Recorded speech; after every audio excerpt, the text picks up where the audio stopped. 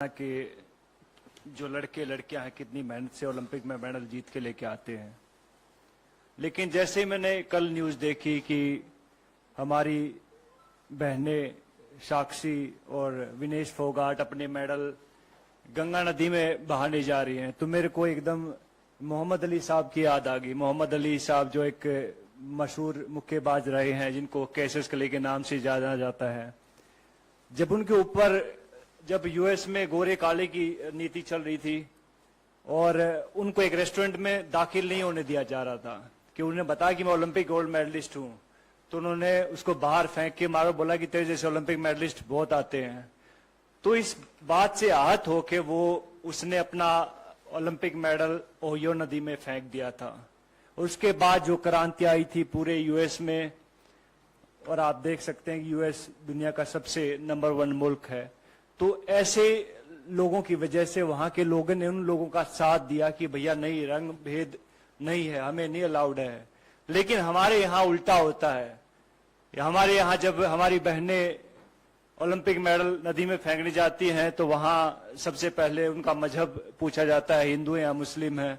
चलो हिंदू हैं। फिर उनको कास्ट में बांट दिया जाता है, अच्छा तुम जाट हो, अच्छा ये वो है, ये वो है, ये वो है। तो बहुत सारी चीजें। फिर उसके बाद जो उनकी आईटी सेल एक्टिवेट हो जाती है, फिर बहुत सारे लोग आते हैं कि गंगा मैंने ट्विटर पे देखा है, बिकॉज आईटी सेल की जो टीमें होती हैं कि हम आपको यहाँ प्रभावित नहीं करने देंगे, इससे हमारी गंगा नदी दूषित हो जाती है। तो ये देखकर बहुत दुख होता। बहुत सारे लोगों को नहीं मालूम होता कि ओलंपिक होता क्या है।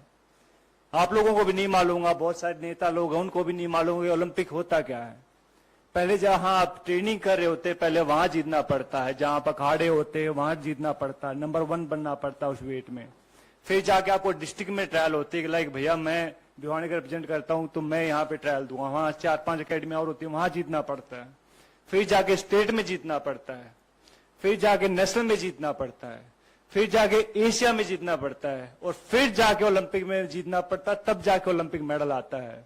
अभी कई लोग गुटखा खा के बात तो कर देते कि ओलंपिक मेडल है, हमारे पैसे भी दो, ये वो दो। तो भैया पहले भी हमने बात कही थी इस बात में कि भैया अगर सरकार चाहेगी तो हम कहते हैं कि वो पैसे भी दे देंगे उनको, अगर ज्यादा इनको दिक्कत है इस चीज से। लेकिन ऐसा बन के दिखाओ, आप ऐसा मेडल लेके दिखाओ, उसके बाद आप बात कीजिएगा।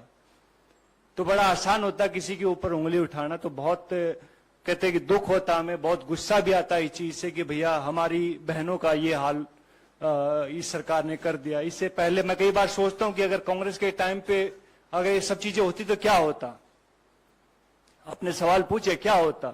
सबसे पहले आई थिंक उसको मिनिस्टर को हटाया जाता, जो भी उसका सदस्य है, जो जहां तक मुझे मेरी सोच है। बिकॉज मैंने राजनीति को जब तक समझ आई है तब तक मैंने बहुत देखा, कांग्रेस को बहुत करीब से देखा है, और अभी मैं बीजेपी को देख रहा हूं तकरीबन 8-9 साल से।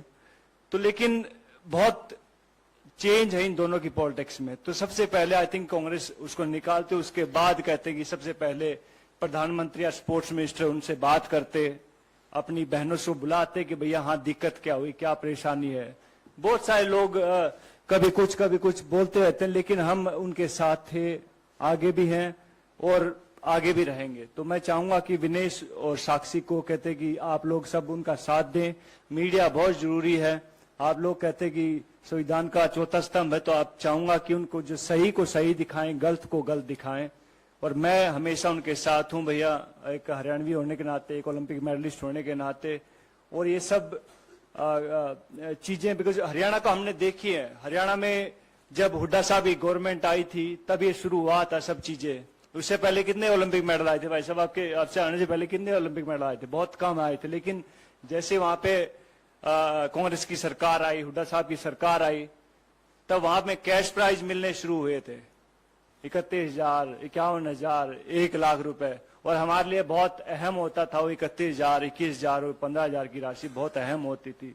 तो रेवोल्यूशन होता है, चेंज होने में बहुत टाइम लगता है, और चेंज किया है, कांग्रेस ने किया भैया, हुड्डा साहब ने किया है। और अब सब लोग कहते हैं कि हरियाणा से बिलोंग करता हूं तो मुंह बांट देखने लग रहे हैं वहां के, भैया हाँ कहाँ गई हो सरकार, कहाँ गई हो सरकार।